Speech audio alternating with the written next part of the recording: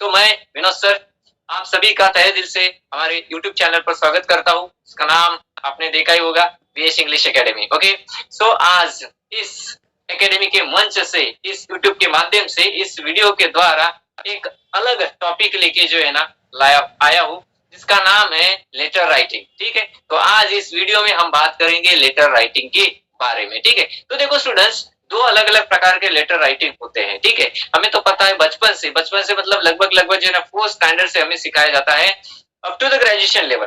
ठीक है, कि लेटर राइटिंग के दो प्रकार होते हैं, एक फॉर्मल होता है और एक इनफॉर्मल होता है।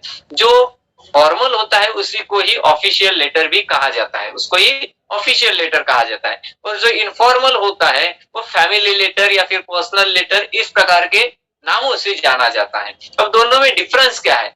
ओके, दोनों में डिफरेंस क्या है, कौन सा किस समय में लिखा जाता है? अगर किसी भी ऑफिस से रिलेटेड आपको राइटिंग करना है तो वो जो लेटर लिखते हैं वो ऑफिशियल होता है। मान के चलो कि स्कूल में अगर लेटर लिख रहे हैं, जहाँ पे हम जॉब करते हैं, उस इसके हेड को, मैनेजर को अगर लेटर लिख रहे हैं वो ऑफिशियल लेटर होता है। ठीक है, या फिर किसी ऑफिस से कोई डॉक्यूमेंट्स की जेरोक्स कॉपीज आपको मांगनी है तो उस ऑफिस के नाम पर जो हम लेटर लिए हैं उसको भी ऑफिशियल लेटर कहा जाता है। हम जहाँ पे जॉब करते, चाहे वो गवर्नमेंट जॉब ही या फिर प्राइवेट जॉब हो, ठीक है, गवर्नमेंट कंपनी हो, सॉरी गवर्नमेंट कंपनी मतलब पब्लिक प्रॉपर्टी, पब्लिक कंपनी हो या फिर प्राइवेट कंपनी हो, ठीक है, उनके जो हेड होते हैं उनसे अगर कुछ जानकारी हमें पाना है, जानकारी अगर मांगनी है तो उनको जो हम लेटर लिखते हैं तो उस लेटर को भी हम ऑफिशियल लेटर कहते हैं। ठीक है, और जो formal, yes, official formal letter कहते हैं। ठीक है, और जो इनफॉर्मल होता है, जो इनफॉर्मल होता है वो हम अपने फैमिली मेंबर्स को, अपने फ्रेंड्स को, अपने रिलेटिव्स को, अपने बस्ती में रहने वाले जो नेबर्स होते हैं, जब उनको किसी मकसद से राइटिंग करते हैं तो वो लेटर होता है इनफॉर्मल लेटर। उसको हम फैमिली लेटर भी कह सकते हैं। कभी कभी जो है ना उस लेटर को फैमिली लेटर से भी जाना जाता है। इस प्रकार से there are two different types of letters, official letter, unofficial letter, that means formal letter, informal letter. अब हम बात करेंगे फॉर्मल लेटर के बारे में। देखो, फॉर्मल लेटर के भी अनेक प्रकार होते हैं। ठीक है, फॉर्मल लेटर के जैसे कि लेटर के दो अलग अलग प्रकार होते हैं, सेम जो है ना, जो फॉर्मल लेटर होता है उसके भी अलग अलग प्रकार होते हैं। जिस आता है कंप्लेंट लेटर। कंप्लेंट लेटर, मान के चलो कि हमारे एरिया में, फिर हमारे घर में जो है ना रेगुलर वाटर सप्लाई नहीं हो रहा है या फिर रेगुलरली जो है इलेक्ट्रिसिटी सप्लाई नहीं हो रही है, तो उस समय में हम क्या करेंगे, जिस ऑफिस के द्वारा हमारे शहर में, हमारे बस्ती में वाटर सप्लाई की मैनेजमेंट की जाती है, ठीक है, जो भी एडमिनिस्ट्रेशन होता है, तो उस ऑफिस को जो हम लेटर लिखेंगे उसको हम कंप्लेंट लेटर कहते हैं। ठीक है, क्योंकि we are complaining, is it, हम कंप्लेन कर रहे हैं। ठीक है, उसके साथ साथ अगर irregular supply of the electricity है, ठीक है, तो इलेक्ट्रिसिटी ऑफिस को जो हम लेटर लिखते हैं वो होता है कंप्लेंट लेटर। उसके साथ साथ हमारे घर के अड़ोस पड़ोस में अगर गंदगी फैली हुई है, साफ सफाई नहीं हो रही है, तो इसके लिए जो ऑफिस रहते हैं, जो भी गवर्नमेंट इंस्टीट्यूशन है, वो साफ सफाई करने के लिए जिसकी रिस्पॉन्सिबिलिटी है, अगर उनके तरफ से कोई कर्मचारी नहीं आ रहे तो उनको भी हम एक कंप्लेन लेटर लिखेंगे, या फिर जो लेटर लिखते हैं उसको हम कंप्लेन लेटर कहते हैं। कंप्लेन किस बात की, कि चारों तरफ गंदगी फैली हुई है और बहुत दिनों से है ना आपके तरफ से कोई भी क्लीनर या फिर जो स्वीपर होते हैं वो आए नहीं है, तो जिसके तौर पर हम उसकी कंप्लेन करेंगे, इज इट। उसके साथ साथ अगर मान के चलो कि जो ड्रेनेज लाइन होती है, ठीक है, ड्रेनेज लाइन है, अगर वो चौक हो गई है, तो जिसके कारण हेवी रेनफॉल के समय में, रेनी सीजन में जो है ना वाटर अच्छी तरह से सप्लाई नहीं होता है, इज इट, तो जिसके कारण जो है ना जगह जगह पर जो है ना कीचड़ फैल जाता है, या फिर रास्ते के ऊपर स्विमिंग पूल तैयार हो जाते हैं। ठीक है, या फिर ऐसा भी कभी कभी होते हुए हमने देखा है कि वो जो रेनफॉल का वाटर होता है जो नाली चोकअप होने की वजह से आराम से फ्लो नहीं होता है, तो वो हमारे घर के अंदर, घर के अड़ोस पड़ोस में फैल जाता है, तो जिसके कारण जो है ना मच्छर या फिर अलग अलग प्रकार की बीमारियां तैयार होने के चांसेस बढ़ जाते हैं, और साथ में कीचड़ भी इधर उधर बन जाता है, गंदगी फैल जाती है, खास करके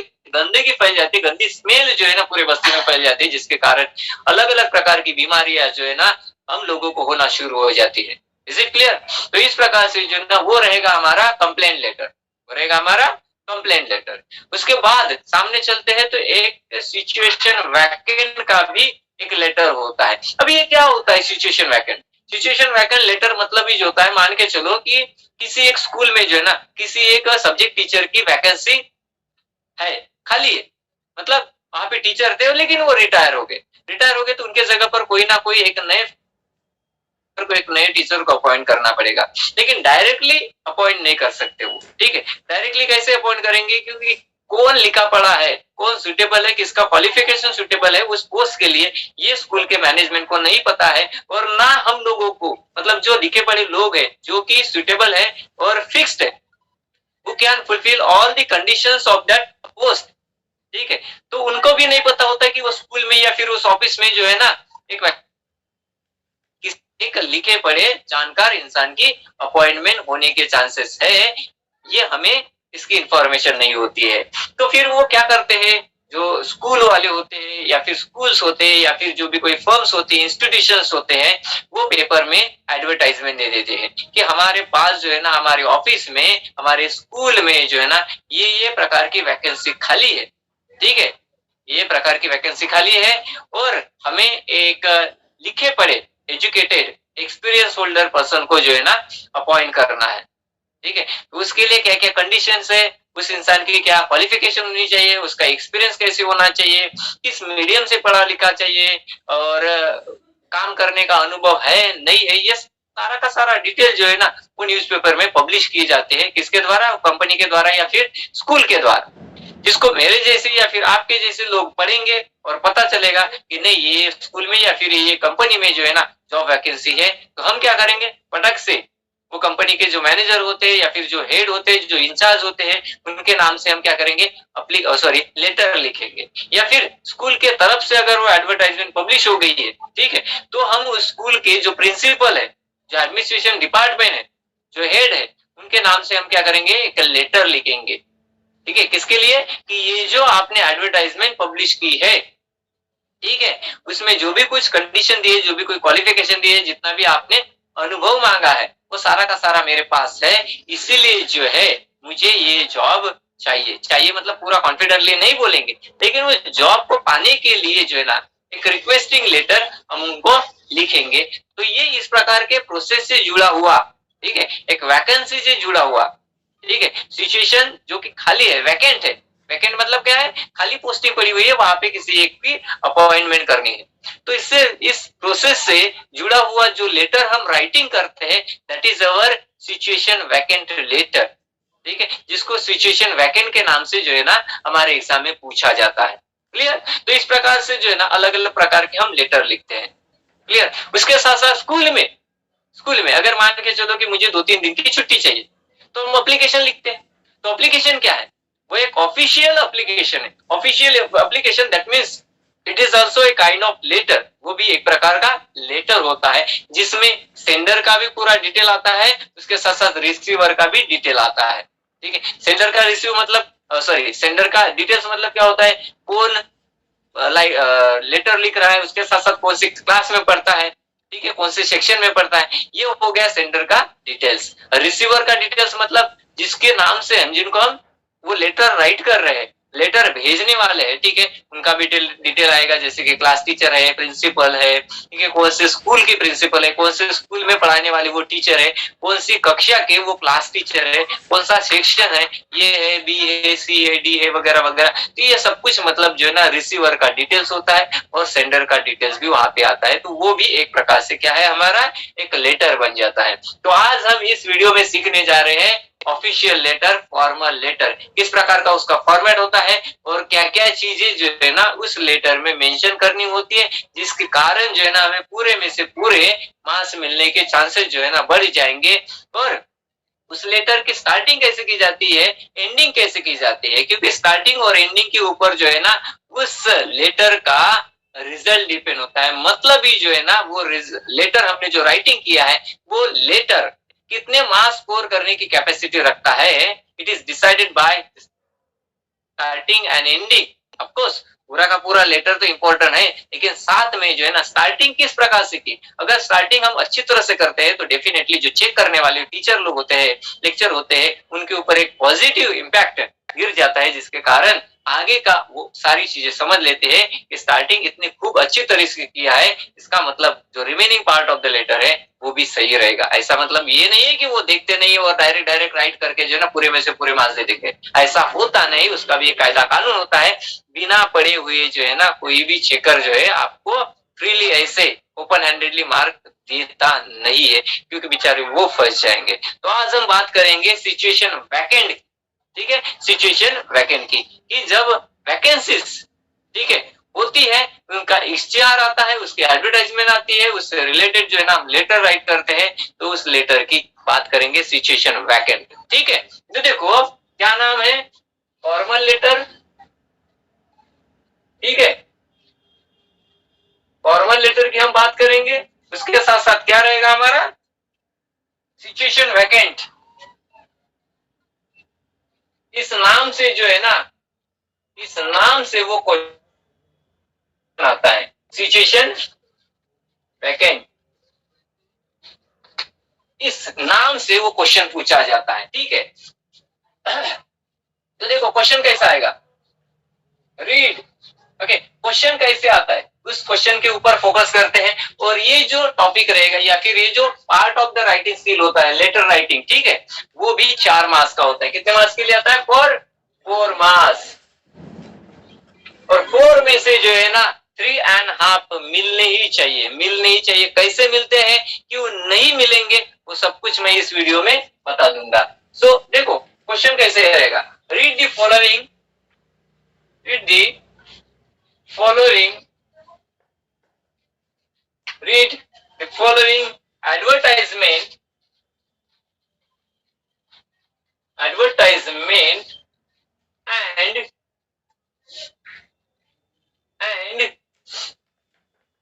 and prepare, okay, prepare a letter of application, a letter of application,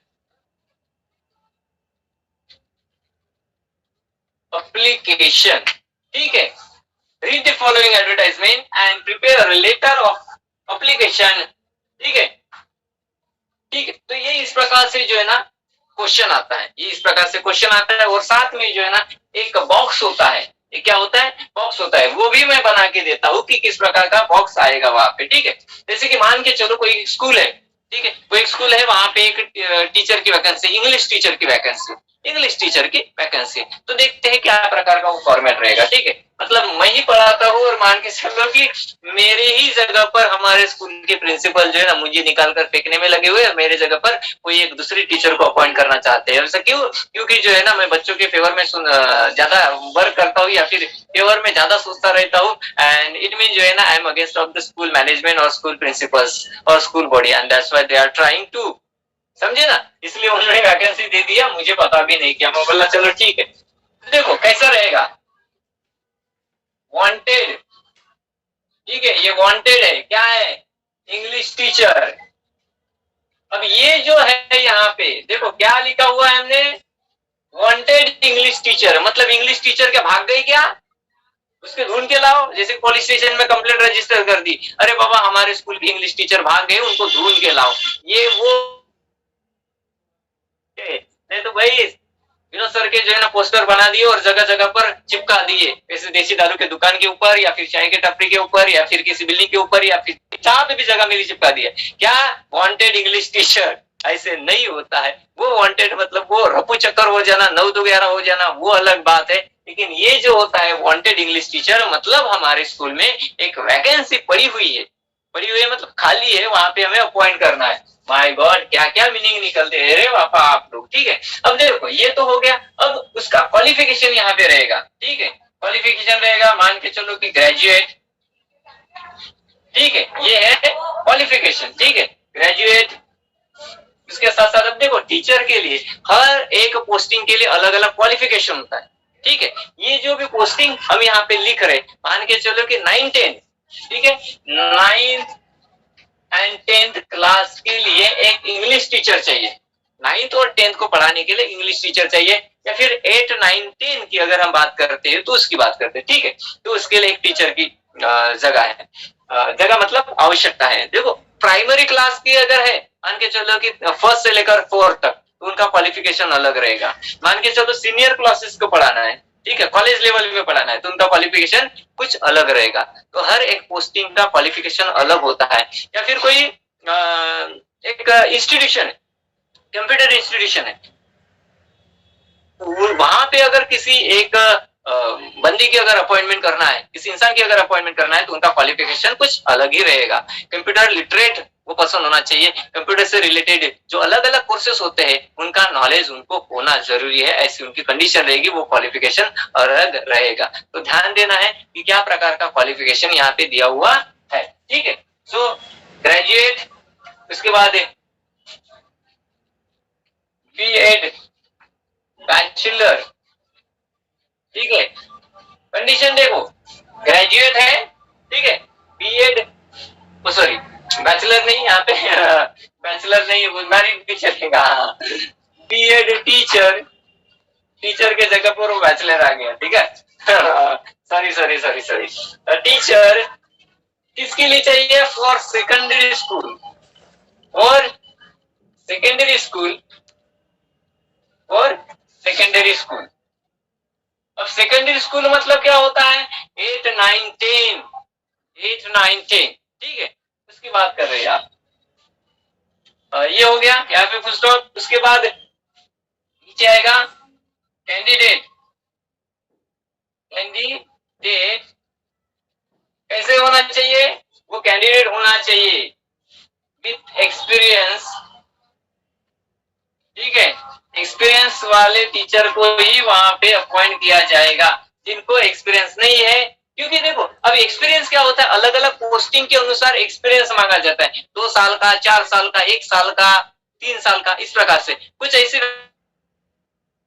जहाँ पे एक्सपीरियंस नहीं मांगा जाता, ओनली वहां पे क्या देखा जाता है? आपका क्वालिफिकेशन अगर वो कंडीशन फुलफिल करता है क्वालिफिकेशन की, तो बिंदास होकर जो है इंटरव्यू में आप पास हो गए तो आपको जॉब मिल जाएगी। एक्सपीरियंस मायने नहीं रखता, लेकिन हर जगह पर एक्सपीरियंस मायने नहीं रखता है, या फिर पूछा नहीं जाता, ऐसी बात नहीं। आजकल ज्यादातर जो है ना, कम से कम जो है 3 से 4 साल का एक्सपीरियंस मांगा जाता है, तब जाके हमें जॉब मिलती है। प्राइवेट एरिया की अगर बात करते हो, तो गवर्नमेंट एरिया की कैसे होता है? वो एंट्रेंस एग्जाम होती है, उसको क्रैक करना पड़ता है। If you are having good scoring there, ठीक है, तो उसके बाद इंटरव्यू होते हैं, और उन दोनों के जो भी टैली करेंगे मार्क्स, उनके आधार पर हमें कैटेगरी के अनुसार हमारी अपॉइंटमेंट होती है। वहां पे एक्सपीरियंस की बात नहीं होती है। लेकिन फिर भी जो है ना, अगर हमें क्या बोलते हैं, प्रमोशन अगर करना है, या फिर प्रमोशन की जब बात होती है हमारे गवर्नमेंट सेक्टर में, तो वहां पे भी एक्सपीरियंस देखा जाता है कि कौन एक्सपीरियंस्ड है, ठीक है। कौन ज्यादा एक्सपीरियंस्ड है उसका जल्दी प्रमोशन हो जाता है, उसको हायर पोस्ट मिल जाती है, की पोस्ट के जगह पर उनको अपॉइंटमेंट किया जाता है। So candidate with experience preferred, ठीक है, जिनको एक्सपीरियंस है उनको प्रेफरेंस दिया जाएगा, पहले उनके अपॉइंटमेंट के बारे में सोचा जाएगा। अब देखो इसका जो ये रहेगा पेमेंट देखो, गवर्नमेंट स्कूल होने की वजह से स्केल एज पर गवर्नमेंट, ठीक है, scale as per government rule, scale as per government rule. अब ये क्या होता है? Scale as per government rules मतलब क्या होता है? जो आपका सैलरी रहेगा वो गवर्नमेंट रूल के अनुसार रहेगा, लेकिन जरूरी नहीं कि हर एक जगह पर गवर्नमेंट रूल के अनुसार ही हमें सैलरी मिलता है। प्राइवेट सेक्टर है तो वहां पे वो ऑफिस डिसाइड करता है, वो कंपनी डिसाइड करती है कि उनके एम्प्लॉय को कितना पेमेंट देना चाहिए, ठीक है, तो उनका मैटर करेगा। उसके बाद ये हो गया इतना रूल्स तक। अब यहाँ पे आता है राइट टू, क्या आता है? Right to. तो ये जो राइट टू है, ये हमें बताता है कि लेटर किसके नाम से लिखना है, मतलब किसको भेजना है। राइट टू मतलब ये बात होती है रिसीवर की। राइट टू के नीचे जो भी रहेगा वो रहेगा रिसीवर का पूरा बायोडाटा, या फिर वो डिटेल रहेगा जिसको हमें भेजना है। देखो राइट टू किसको भेजना है? अभी हेडमास्टर, ठीक है, हेडमास्टर मतलब प्रिंसिपल, ठीक है, जिसको हम प्रिंसिपल बोलते हैं। अब एक स्कूल का नाम लेते हैं, ठीक है, स्कूल का नाम है Mahatma Phule high school, high school, Mahatma Phule high school ऐसा आ जाएगा। उसके साथ साथ यहाँ पे एड्रेस दे देते हैं, ठीक है। एक एड्रेस डहानू, ठीक है, डहानू डिस्ट्रिक्ट आता है यहाँ पे। अब डहानू जाने दो, हमें कुछ नहीं, बस वहां पे दिया हुआ जो एड्रेस है उसके अनुसार हमें भेजना है। डिस्ट्रिक्ट आता है थाने, ठीक है, थाने डिस्ट्रिक्ट का नाम है। पिन कोड, पिन कोड आएगा यहाँ पे, ठीक है। अब पिन कोड क्या दिया हुआ है, यस 401601, ठीक है। तो ये कुछ फॉर्मेट जो है ना वहां पे दिया होता है, और ये पूरा का पूरा जो है ना ऐसे एक बॉक्स में आता है, ऐसे एक बॉक्स में जो है ना ये सारा कुछ आएगा। ये हो गया आपका फॉर्मेट, मतलब ये सब कुछ जो है ना हमारे क्वेश्चन पेपर में आता है छाप के, बिल्कुल बाकायदा। ये होगा, ये होगा, और इसके आधार पर हमें अभी लेटर लिखना है। बट ये हो गया प्रोवाइडेड मटेरियल, क्लियर।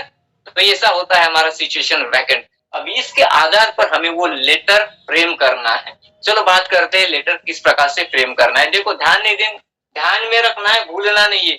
ये हो गई टीचर की वैकेंसी। अब उसके जगह पर कोई भी वैकेंसी हो सकती है। मैं कहा क्वालिफिकेशन अलग होगा, एक्सपीरियंस किस जगह पर मांगते हैं नहीं मांगते, और राइट टू के बाद जो भी एड्रेस होता है वो होता है रिसीवर का एड्रेस। जनरली यहाँ पे समझ में नहीं आता स्टूडेंट्स को, ये भी पागल हो जाते हैं। अब किसके नाम से लिखना है लेटर, किसको भेजना है, कौन है रिसीवर। अभी टू जहाँ पे होता है, राइट टू जहां पे भी दिखेगा ना, जहां पे भी राइट टू दिखता है, समझ लेना कि उसके सामने जो भी है वो है रिसीवर का बायोडाटा, मतलब रिसीवर का एड्रेस, उसके नाम से वो लेटर लिखना है। ज्यादा ढूंढने की आवश्यकता नहीं है। जहां पे राइट टू दिखा, समझ लेना कि उसके सामने जो भी है वो हमारा रिसीवर, वो क्या हमारा रिसीवर है। अब यहाँ पे कौन लिख रहा है ये नाम नहीं दिया है, क्यों, ये सिचुएशन वैकेंट है। यहाँ पे इस जगह के लिए स्कूल में जो है ना हजारों लोगों से जो है ना लेटर जाएंगे, इसलिए पक्के में एक किसी इंसान का यहाँ पे नाम नहीं आता है, ठीक है। किसी भी एक इंसान का नाम नहीं आएगा इस प्रकार के लेटर में, जिसका नाम है situation vacant application letter. But चलो हम बात करते हैं अब कैसे इसको तैयार करेंगे। चलो अब जो भी मटेरियल था पहले स्लाइड में, उसके आधार पर लेटर लिखते हैं। देखो क्या क्या लिखना पड़ेगा। हाँ, सबसे पहले आएगा हमारा सेंडर का एड्रेस। किसका एड्रेस आता है सबसे पहले, सेंडर का एड्रेस, ठीक है। तो sender's address, sorry sender's address means sender's detail, जो भेज रहा है उसका पूरा डिटेल, जिसमें नाम भी आएगा, उसका एड्रेस भी आएगा, पिन कोड भी आएगा, ये सारी चीजें उसमें आएगी, ओके। डेट भी आएगा, तो sender's details, sorry not here, ये रहेगा। अब ये लिखना नहीं है लेटर में, ये नहीं लिखना है सेंडर्स डिटेल्स करके, ठीक है। जो भेज रहा है उसका डिटेल्स, नहीं तो पता चला कि स्टूडेंट्स क्या करते हैं वो भी लिख लेते हैं, ऐसा नहीं करना है। ओनली एंड ओनली आपको समझाने के लिए मैं यहाँ पे लिख रहा हूँ कि सेंडर डिटेल्स पहले आता है, मतलब जो एप्लीकेशन लिख रहा है, मतलब ये जो लेटर लिख रहा है उसका नीचे उसका एड्रेस आएगा, ठीक है। एड्रेस मतलब गांव, डिस्ट्रिक्ट, कौन सा राज्य है, कौन सी कंट्री है, वगैरह वगैरह सब कुछ आएगा, ठीक है। उसमें स्ट्रीट भी आएगा, स्ट्रीट मतलब एरिया, लोकेशन, ठीक है। ऐसे होता है कभी कभी स्ट्रीट का नाम, जैसे कि इंडिया में स्ट्रीट का नाम नहीं, लेकिन फॉरेन कंट्री में चलते हैं ना, इंग्लैंड अमेरिका, तो वहां पे स्ट्रीट के नाम से एरिया को जाना जाता है, स्ट्रीट के नाम होते हैं, स्ट्रीट के नंबर होते हैं, ठीक है। तो वो सब कुछ इसमें आएगा, और साथ में क्या आएगा, पिन कोड आएगा, पिन कोड के साथ साथ क्या आएगा, फिर उसका डेट भी आएगा, इज इट, डेट भी आएगी यहाँ पे। देखो इसको कैसे लिखता हूँ, सो सेंडर्स एड्रेस, सेंडर्स डिटेल, उसके बाद हाँ पहले मैं फॉर्मेट बता देता हूँ, फिर उसके बाद हम लिखेंगे।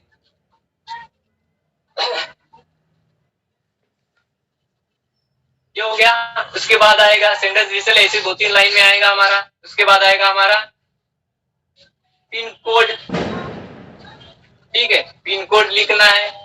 उसके बाद आएगी डेट, क्या आएगा, डेट आएगा।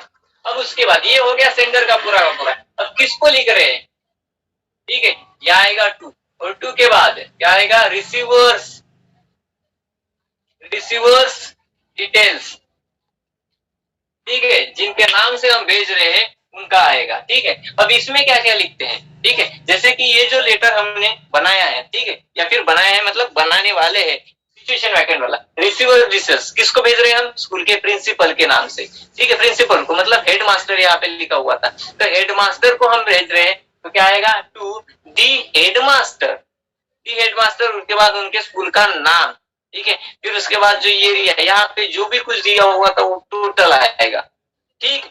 तो सेंडर रिसीवर डिटेल में जो भी कुछ दिया होता है इसमें राइट टू के बाद वो सब कुछ लिखना है। सामने चलते हैं, ओके। ये सब होने के बाद आएगा हमारा सब्जेक्ट, ठीक है, ये जाएंगे 3-4 लाइन में, ठीक है। उसके बाद हमारा सब्जेक्ट, ओके, सब्जेक्ट। अब क्यों लेटर लिख रहे हैं? सब्जेक्ट होगा ना, for the post of English teacher, for the post of English teacher, ऐसा आएगा। मान के चलो कंप्यूटर ऑपरेटर है, तो for the post of computer operator, is it? Cleaner cleaner के लिए, किसी ऑफिस में जो ना क्लीनर का काम करने वाले की आवश्यकता है, तो फिर for the post of cleaner, is it? हमारे स्कूल में ही अगर प्यून की पोस्ट है तो फिर for the post of peon, या फिर किसी कंपनी में मैनेजर की पोस्ट खाली है तो उसके लिए for the post of manager, clerk की पोस्ट है तो for the post of manager, ठीक है। अगर किसी होटल में वेटर की है तो for the post of waiter, ठीक है। तो इस प्रकार से जो है ना वो आता है सब्जेक्ट में। समझ में आ गई बात? इसके सामने चलेंगे हम रेफरेंस, ठीक है। इसके बाद होता है हमारा रेफरेंस, ओ सॉरी, सब्जेक्ट के पहले रेफरेंस आता है, गड़बड़ हो गई हमारी, सब्जेक्ट के पहले रेफरेंस होता है, ठीक है। रेफरेंस लिखेंगे यहाँ पे। रेफरेंस में क्या आएगा? अभी रेफरेंस में वो सारी चीजें आती है। कौन कौन सी चीजें आती है रेफरेंस में? ये आती है कि ये जो फॉर्मेट हमने बनाया था वो स्कूल वालों ने क्या किया? पब्लिश किया ना, न्यूज़पेपर में पब्लिश किया। तो वो न्यूज़पेपर में जो एडवर्टाइजमेंट आई है उसके सहारे पर, उसके आधार पर हम क्या कर रहे हैं? लेटर राइटिंग कर रहे हैं, उसके आधार पर। तो वो होता है रेफरेंस, होता है रेफरेंस जिसको हम कहते हैं, ठीक है। कि किसके आधार पर आप लेटर राइट कर रहे हो? नहीं बाबा, इस दिन के ये डेट पे ये न्यूज़पेपर में जो है ना इस प्रकार का आपने एडवर्टाइजमेंट दिया था, उसके आधार पर उसका सपोर्ट लेते हुए मैं आपको लेटर राइट कर रहा हूँ, लेटर भेज रहा हूँ। वो आता है रेफरेंस, ठीक है। उसके बाद आता है सब्जेक्ट, ठीक है। उसके बाद आएगा हमारा सब्जेक्ट। मैं पूरा बना के देता हूँ, बस मैं आपको की पॉइंट्स बता रहा हूँ। सबसे पहले की पॉइंट्स पता होना जरूरी है, उसके बाद जो है ना बढ़िया तरीके से हम एक लेटर स्ट्रक्चर करेंगे। ये हो गया सब्जेक्ट, ओके। और सब्जेक्ट के बाद आएगा हमारा रिस्पेक्टेड, ठीक है। क्या आएगा? रिस्पेक्टेड सर या फिर madam, respected sir madam, is it? और उसके बाद रहेगी हमारे लेटर की बॉडी। तो बात चल रही थी हमारी सब्जेक्ट के बाद क्या आएगा? सब्जेक्ट के बाद आता है रिस्पेक्टेड, ठीक है, सर मैडम जो भी कोई है, ठीक है। वैसे तो सर है मैडम है ऊपर के नाम से समझ में आ जाएगा, जिसमें जहां पे हमने रिसीवर का एड्रेस लिखा है, ठीक है। अब रिस्पेक्टेड सर मैडम के बाद क्या आता है? इसके बाद आएगा हमारे लेटर का मेन जो बॉडी है वो आता है यहाँ पे। अब मेन बॉडी में क्या क्या लिखना है? मेन बॉडी में आएगा, सबसे पहले हम अपने आप को इंट्रोड्यूस करेंगे। वहां पे इंट्रोड्यूस मतलब पूरा का पूरा डिटेल नहीं है, जैसे कि मेरी शादी हो गई तो मेरी बीवी है, मेरे 2-4 बच्चे हैं, मेरे ससुर यहाँ पे रहते, मेरे पास गाड़ी है, घोड़ा वगैरह वगैरह, ऐसे कुछ नहीं। Because this one is our formal letter. Formal letter में ये नहीं आता। इनफॉर्मल लेटर में आप पूरी दुनिया भर के कथा कहानी लिखो, उससे कुछ टेंशन नहीं। आपने क्या खाया, कितनी चपाती खाए, कितने चावल के दाने खाए, वो भी लिख सकते हैं, लेकिन वो इनफॉर्मल लेटर में लिखना है, फॉर्मल लेटर में नहीं लिखना है, ठीक है। तो यहाँ पे जो मेन बॉडी होती है उसमें क्या क्या है? सबसे पहले अपना जो क्वालिफिकेशन है, मतलब मैं कौन हूँ, ठीक है, मैंने मेरा जो एजुकेशन है, ठीक है, कौन से यूनिवर्सिटी से किया है, कौन से साल में किया है, क्या परसेंटेज के साथ मैंने वो डिग्री कंप्लीट की है, कौन से ग्रेड में मैं पास हुआ हूँ, ठीक है, ये सब कुछ लिखना है। उसके बाद आएगा हमारा एक्सपीरियंस, मुझे इतने इतने साल काम करने का एक्सपीरियंस है, यहाँ पे मैंने इतने इतने साल वर्क किया है, या फिर इस कंपनी में यहाँ पे इस स्कूल में मैंने पढ़ाया हूँ, और जिसके कारण जो है मेरे पास इतना इतना सालों का एक्सपीरियंस है, ठीक है। उसके साथ साथ अपने कुछ जो क्वालिटीज होती है, ठीक है, अपने खुद की जो स्ट्रेंथ होती है वो 2-4 क्वालिटीज अपनी स्ट्रेंथ जो है ना इसमें मेंशन करना है बॉडी ऑफ द लेटर में, ठीक है, बॉडी ऑफ द लेटर में। और इस प्रकार से ये बॉडी तैयार हो जाएगी लेटर की, समझे। और उसके बाद देखते हैं क्या क्या आएगा, ठीक है। तो ये हो गई बॉडी। और लास्ट में जो है अपना आता है यूअर्स फेथफुली, यूअर्स ट्रूली वगैरह वगैरह, इस प्रकार से वो एंडिंग हो जाएगी, ठीक। तो ये होता है फॉर्मेट, जो होता है एक प्रकार का फॉर्मेट, जिसके आधार पर या फिर जिसके मदद से जो है ना हमें लेटर की राइटिंग करनी पड़ती है या फिर वो लेटर लिखना पड़ता है। समझ में आएगी बात। कंक्लूडिंग लाइन जिसको बोलते हैं, कंक्लूडिंग लाइन, इसके बाद मतलब बॉडी आएगी यहाँ पे, ठीक है, ये होगा बॉडी का एरिया। उसके बाद कंक्लूडिंग लाइन, कंक्लूडिंग लाइन मतलब आपने किस प्रकार से अपना लेटर फिनिश किया है, कंक्लूड किया है, समाप्त किया है, ठीक है। Thanking you, yours truly, yours faithfully, ऐसे जो लिखते हैं ना उसको कहते हैं कंक्लूडिंग लाइन, ठीक।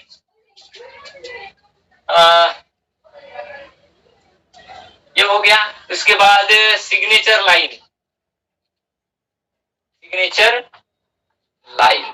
अब सिग्नेचर लाइन में क्या लिखा जाता है, सिग्नेचर लाइन में क्या लिखेंगे, देखो यूअर्स ट्रूली, यूअर्स फेथफुली, ठीक है। ऐसा लिखने के बाद हम क्या लिखते हैं, X Y Z. X Y Z तो हमें पता है, ठीक है। एक्स वाई जेड मतलब जो सेंडर होता है उसका नाम, ठीक है, सेंडर का नाम वही होता है हमारा एक्स वाई जेड, ठीक है। अब इसको अच्छे तरह से प्रिपेयर करेंगे तो समझ में आ जाएगा। So this is what exactly the format of letter, situation vacant वाला, ठीक है। अब हम अच्छी तरह से इसको प्रिपेयर करते हैं, लिखते हैं अच्छी तरह से, एक बहुत ही जबरदस्त तरीके से एक लेटर लिखते हैं। देखो अब सेंडर का नाम, सेंडर कोई तो भी एक अनजाना इंसान का नाम ले लेते हैं, ठीक है। जैसे कि मान के चलो कि एक यस करण ठाकुर नाम के कोई भाई साहब है, ठीक है, करण ठाकुर नाम के कोई तो भाई साहब है जो यहाँ पे रहते हैं 36A, ठीक है, प्लॉट नंबर है 36A, पाटिल प्लाजा, ठीक है, पाटिल प्लाजा। उसका डिटेल्स यहाँ पे लिख रहे हैं हम, okay. Main road, main road कहाँ पे, मेन रोड सातारा, ठीक है। ये सारी के सारी चीजें जो है ना एक लाइन में होनी चाहिए, सारा जो आएगा एक लाइन में ऐसे होना चाहिए, ठीक है, एक लाइन में आना चाहिए पूरा का पूरा। सेंडर का एड्रेस हो या फिर सेंडर डिटेल्स हो या फिर रिसीवर डिटेल्स हो, देखिए सब कुछ जो है ना एक लाइन में आएगा।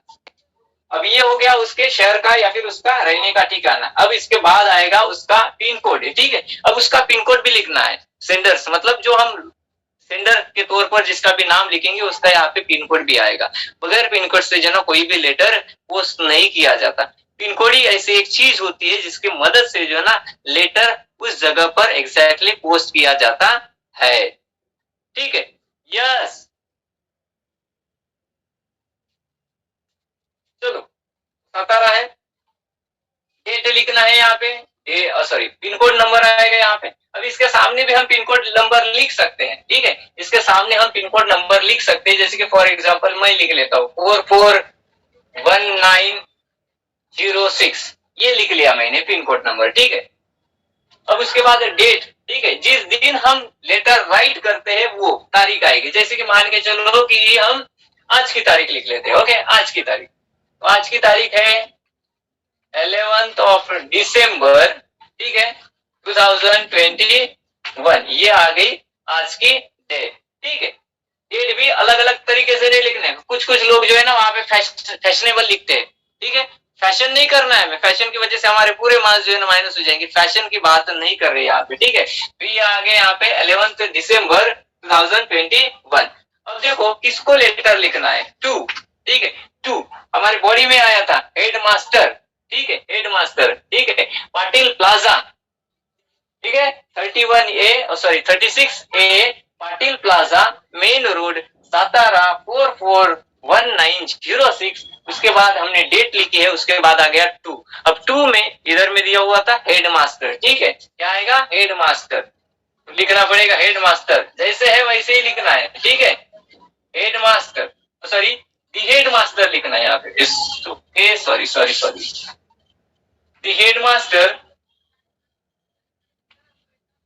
हेड मास्टर, ठीक है। स्कूल का नाम क्या था? स्कूल का नाम दिया हुआ था महात्मा फुले, महात्मा फुले, ठीक है। हाई स्कूल, हाई स्कूल, ठीक है। हाई स्कूल, एड्रेस कहाँ का दिया हुआ था? एड्रेस कुछ इस प्रकार से दिया हुआ था, डहानू, डहानू थाने, ठीक है, डहानू, और डिस्ट्रिक्ट था हमारा थाने। अब यहाँ पे डिस्ट्रिक्ट थाने लिख सकते हैं या फिर डायरेक्ट हम थाने भी लिख सकते हैं। थाने से समझ में आता है कि कोई छोटी जगह नहीं है। अब उसके बाद जो आएगा हमारा पिन कोड नंबर, ठीक है, पिन कोड। पिन कोड वहां पे दिया हुआ था 401601, ये बात हो गई, ये हो गया रिसीवर का एड्रेस। अब रेफरेंस, ठीक है, रेफरेंस लेना है। अब रेफरेंस जो है थोड़ा सा अंदर में लेते हैं तो भी चलेगा, ठीक है, इस प्रकार से रेफरेंस, ये ऐसे अच्छी तरह से लिखना है, ठीक है, रेफरेंस, ठीक है। तो रेफरेंस में क्या लिखना है? एडवर्टाइजमेंट आई थी, यूर एडवर्टाइजमेंट, ठीक है, यूर एडवर्टाइजमेंट इन दी, ठीक है, your advertisement in the,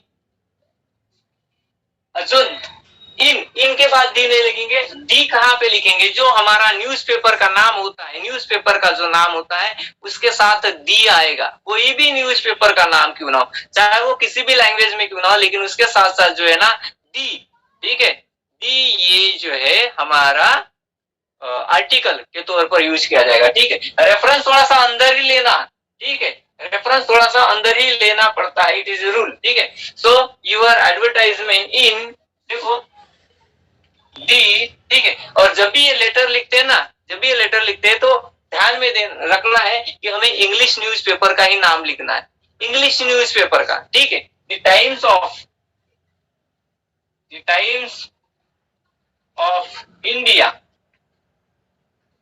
the times of India, ये लेटर का हमने, सॉरी, इस क्या बोलते हैं, न्यूज़पेपर का नाम लिख लिया है। ये होने के बाद कौन से तारीख को आया था? डेटेड ऑन, ठीक है, डेटेड ऑन, जिस तारीख को हम लेटर लिखते हैं उसके 4 दिन के पहले की डेट यहाँ पे लिखना है, 4 दिन के पहले की, कि आपने 4 दिन के पहले ऐसे एडवर्टाइजमेंट पब्लिश किया था करके, ठीक है, 4 दिन के पहले की। तो अभी की तारीख जो है ना 11 दिसंबर है, तो यहाँ से 4 दिन के पहले, 5 दिन के पहले, ऐसे कुछ तो भी डिस्टेंस रखना है, 1 दिन का डिस्टेंस नहीं रखना है, कम से कम 3 दिन का डिस्टेंस यहाँ पे होना चाहिए। तो मैं यहाँ पे लिखता हूँ 7, ठीक है, 7 दिसंबर 2021, ये हो गया, रेफरेंस आ गया। अब उसके बाद सब्जेक्ट आएगा, उसके बाद आएगा हमारा सब्जेक्ट, ठीक है।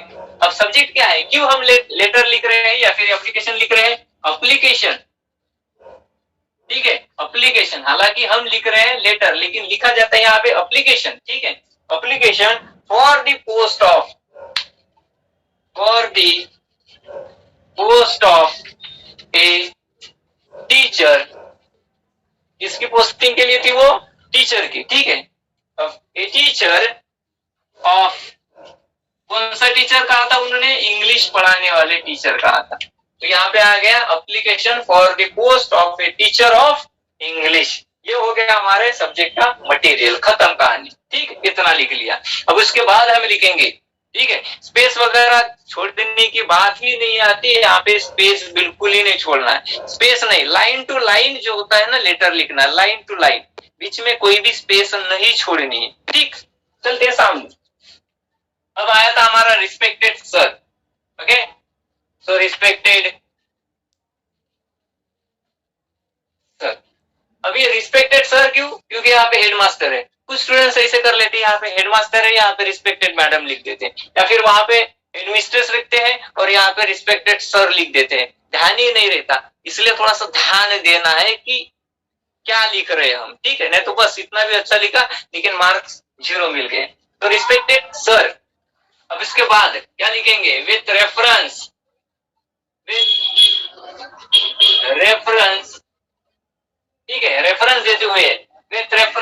the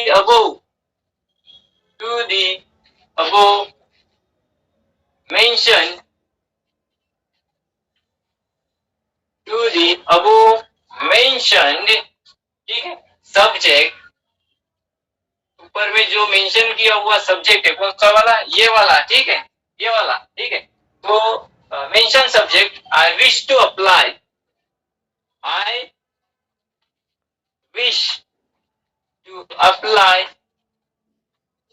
okay, I wish to apply for the post of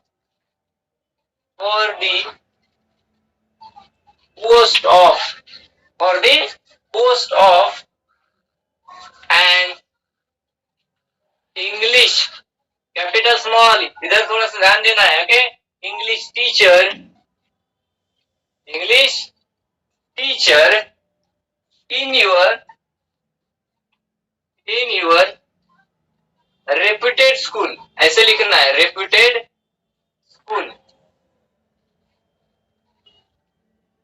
school जो है ना, यहाँ पे हम ऐसे भी लिख सकते हैं इन योर रेप्यूटेड एजुकेशनल इंस्टीट्यूशन। लेकिन अगर किसी कंपनी में लिखना है तो रेप्यूटेड कंपनी, ठीक है, reputed firm, reputed institution, reputed office, ऐसे लिखना है, रेप्यूटेड वर्ड लिखना है। तो ये हो गया हमारा क्या subject, I wish to apply for the post of an English teacher in your reputed school, इतना हो गया, ठीक है। बिल्कुल ही जो होता है ना, स्पेस छोड़ने की आवश्यकता नहीं है, ठीक है, स्पेस नहीं छोड़ना है। अब ये पूरा का पूरा अगर पेज पर लिखते हैं तो सिस्टमेटिकली आना चाहिए, बिल्कुल मार्जिन को चिपक के सामने लिखते हुए जाना है, स्पेस नहीं छोड़ना है, ठीक है। अब ये ब्लैक बोर्ड के ऊपर राइटिंग कर रहे हैं थोड़ा सा आड़ा पिड़ा, क्योंकि ब्लैक बोर्ड थोड़ा छोटा होने की वजह से आगे पीछे हो रहा है। अदरवाइज जो है ना, कहीं पे भी स्पेस नहीं छोड़ना है, ठीक है, नहीं छोड़ना। अब देखो खुद के बारे में क्या लिखना है, यहाँ पे थोड़ा सा जो है ना एक पैराग्राफ के जैसे लाइन छोड़ देना, मतलब जगह छोड़ देना, ठीक है। I passed my graduation, graduated मांगा था आप, इसलिए ग्रेजुएशन लिखना है यहाँ पे, ठीक है। I passed my graduation with, अब सब्जेक्ट कौन सा है, इंग्लिश है, तो विथ स्पेशल, ठीक है, विथ स्पेशल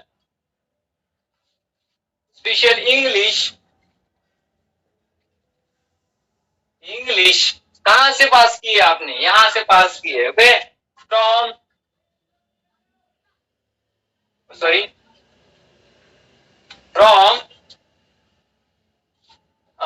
ग्रेजुएशन कहां से कंप्लीट हुआ है, फ्रॉम यूनिवर्सिटी का नाम लिखना है, यहाँ पे यूनिवर्सिटी का नाम लिखना है, नहीं तो बस गड़बड़ हो जाएगा, ओके। यूनिवर्सिटी का नाम, फॉर एग्जांपल हम अगर यहाँ की यूनिवर्सिटी के नाम लिखना है, ठीक है, RTMNU, ठीक है, U मीन्स यूनिवर्सिटी, RTMNU राष्ट्र संत तुकडोजी महाराज नागपुर यूनिवर्सिटी, ऐसा है ये, ठीक है। यूनिवर्सिटी होने के बाद है ना कितने परसेंटेज, ठीक है, एंड ठीक है, कितने परसेंटेज, 70% मान के चलते, ठीक है, 70%, वो परसेंटेज का सिंबल वहां पे देना भूल जाते हैं, फुल स्टॉप, आई, ठीक है, परसेंटेज के बाद फुल स्टॉप, उसके बाद आएगा आई कंप्लीटेड ग्रेजुएशन हो गया। अब उसके साथ साथ दूसरा क्वालिफिकेशन मांगा था, बीएड उन्होंने, ठीक है, आई कंप्लीटेड, स्टार्टिंग से लिखता हूं, बीएड विथ डिस्टिंक्शंस,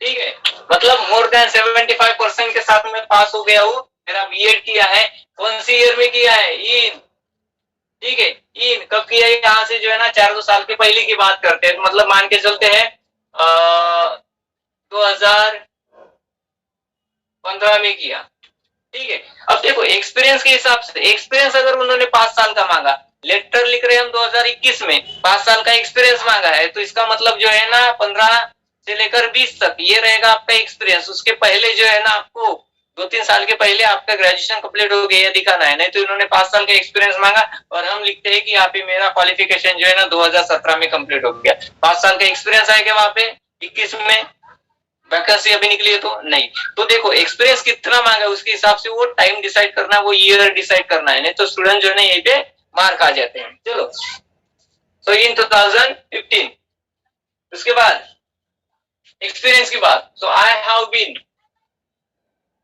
बीन मैं सिखा रहा हूं, ठीक है फिलहाल में। तो आई हैव बीन टीचिंग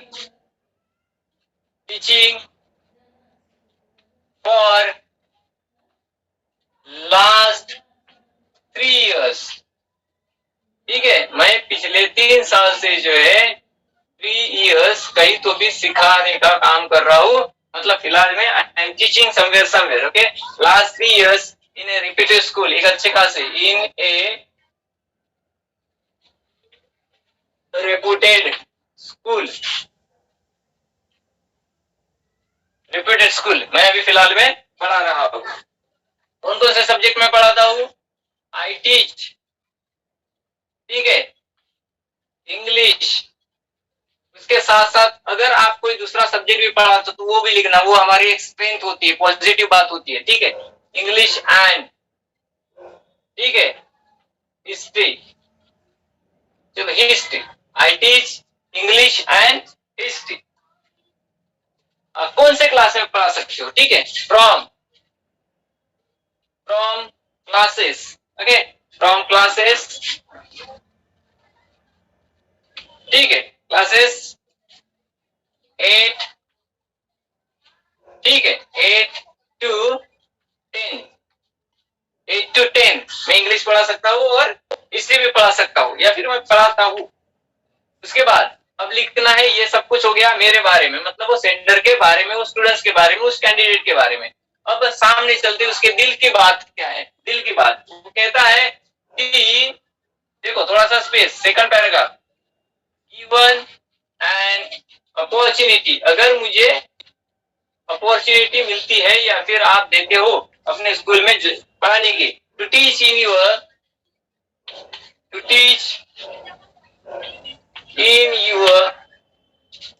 फिर से स्टार्टिंग से इन यूर रेप्यूटेड स्कूल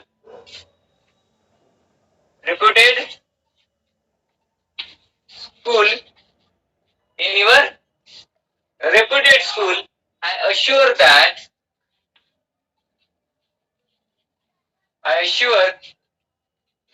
मतलब एक प्रकार से मैं आपको प्रॉमिस करता हूँ, अश्योरेंस दे रहा हूँ क्या कि I assure that I will teach you, teach you नहीं, I will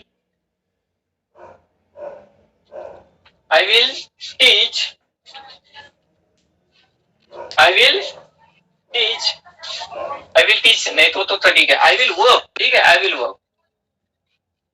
work hard, ठीक है अच्छी तरह से मेहनत लूंगा, and sincerely,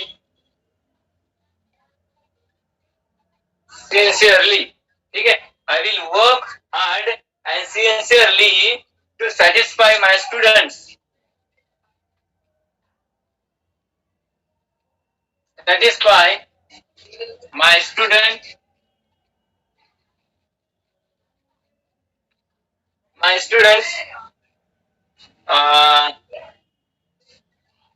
एंड ठीक है स्टूडेंट्स को सेटिस्फाई किया, लेकिन हमारे स्कूल के जो सीनियर्स मतलब जो रिमेनिंग टीचर स्टाफ है उनको भी मैं खुश करने की कोशिश करूंगा। उसके लिए जो है मैं दिन रात मेहनत करूंगा और अच्छी तरह से रिजल्ट देने की कोशिश करूंगा। ठीक यहाँ तो हो गया।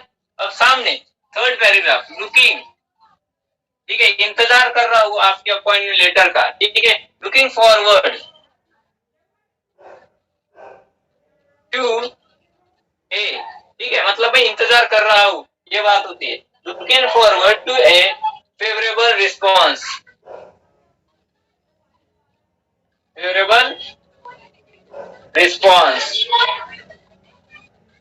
कि आप डेफिनेटली जो भी डिसीजन लोगे वो मेरे फेवर में हो, इस प्रकार का मैं ठीक है आशा रखते हुए जो है ना इंतजार कर रहा हूँ। So looking forward to a favourable response, उसके बाद आएगा नीचे थैंक यू। ठीक है, थैंक यू की जगह पर हम थैंकिंग यू भी लिख सकते हैं, थैंकिंग यू या फिर थैंक यू चलेगा। अब ये हो गया, और इसके नीचे आएगा यूअर्स सिंसियरली, यूअर्स सिंसियरली। ठीक है, यूअर्स सिंसियरली, और फिर यहाँ पे क्या आएगा, जिसने लेटर लिखा है उसका नाम। ठीक है, यूअर्स सिंसियरली के बाद जिसने लेटर लिखा है उस कैंडिडेट का नाम यहाँ पे नीचे आएगा। अब कैंडिडेट का नाम क्या था, ऐसा कुछ तो भी लिखा था हमने। ठीक है, क्या लिखा था, यस ये लिखा था हमने, करण ठाकुर, करण ठाकुर, करण ठाकुर। तो इस प्रकार से जो होता है, ये होता है हमारा सिचुएशन वैकेंट लेटर का पूरा बायोडाटा। बायोडाटा मतलब हिंदी में जो है ना, सिचुएशन वैकेंट का लेटर लिखना पड़ता है, तो तैयार करना पड़ता है, फ्रेम करना पड़ता है, स्ट्रक्चर करना पड़ता है। नेक्स्ट वीडियो में हम मिलेंगे कुछ अलग टॉपिक के साथ। ठीक है, I hope this one format of situation vacant letter, that means formal letters, आपको अच्छी तरह से समझ में आ गया। ठीक है, तो वीडियो को खत्म करने के पहले मैं आप सभी को रिक्वेस्ट करता हूं, इफ यू आर न्यू, ठीक है, फर्स्ट टाइम अगर आप हमारी वीडियोस को देख रहे हो, हमारे चैनल पर नए हो, तो चैनल को सब्सक्राइब करो, वीडियोस को लाइक करना ना भूलना, दोस्तों के साथ शेयर करो, कमेंट्स करो, उसके साथ साथ जो है बेल आइकन का दबाना ना भूलना। आज के इस वीडियो में इतना ही कुछ, रुकता हूं यहाँ पे, मिलते हैं कुछ नए टॉपिक के साथ अगले वीडियो में। तब तक के लिए अपना ख्याल रखो और पढ़ाई करना ना भूलो। ठीक है, thanks lot to all of you, take care, जय महाराष्ट्र।